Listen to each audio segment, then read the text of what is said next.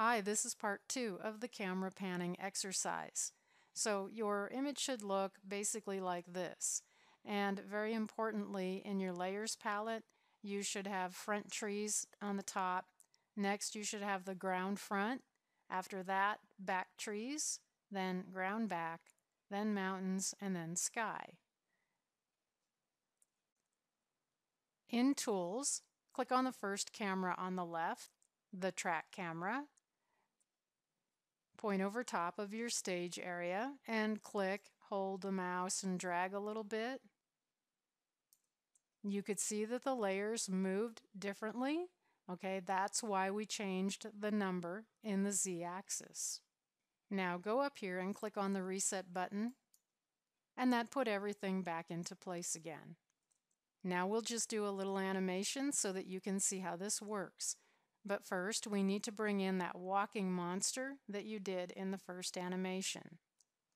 So I've reset my zoom, and then I'll click on File, Import, Moho Object. I'll locate that purple monster on my computer, and then click Open. And click OK. And now I need to change his Z-axis, so I click on Transform Layer. And up here next to Z, I'll put a -1 and hit Enter. And now resize him so he's a little bit larger.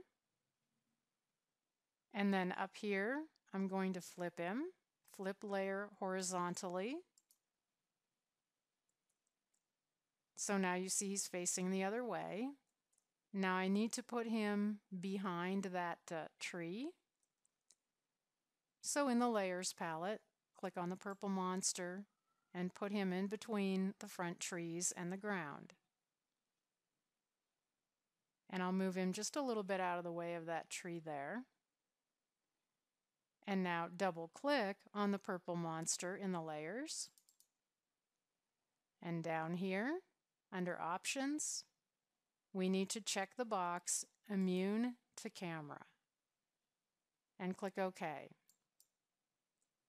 Now you'll see right away that that did affect his placement. All right, so we can just adjust that. Now let's animate the camera and we'll see how this looks. Go to frame 1 in the timeline. Click on the track camera. Click once here in a blank area to create a keyframe for that camera. And then we'll probably need to extend the length of the animation. Let's put 500 in here. On the timeline, go to frame 400 now. And with track camera still selected, hold down your Shift key and we're going to drag across to the left. And try and drag nice and straight because it can get away from you. But we want this to be completely straight across. And keep going until you get to the edge of the layer that you made in that foreground. So here's mine right here. So I'll stop before it and then go back to frame 0 and push play.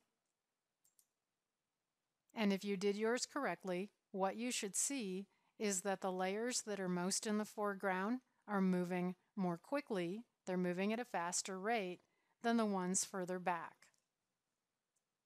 Now let's just do a couple of things here and then render this. Go to frame 400 where you put the keyframe for the track camera. And then right-click on that keyframe and change it to linear. And then go all the way back to frame 1 for the track camera. Right-click and put linear. All right, that will make it track across evenly. It won't be slow right at the beginning and then slow down at the end. And then let's make the purple monster stop at the end when the tracking camera stops.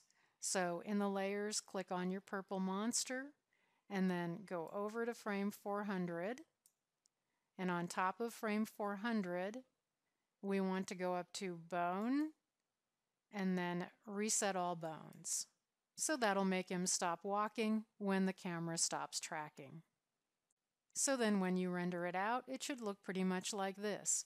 He's behind some of the trees, He's in front of other trees in the background. The trees in the foreground are moving along at a faster rate. Okay? And then when he gets to the end, when the panning stops, he stopped too.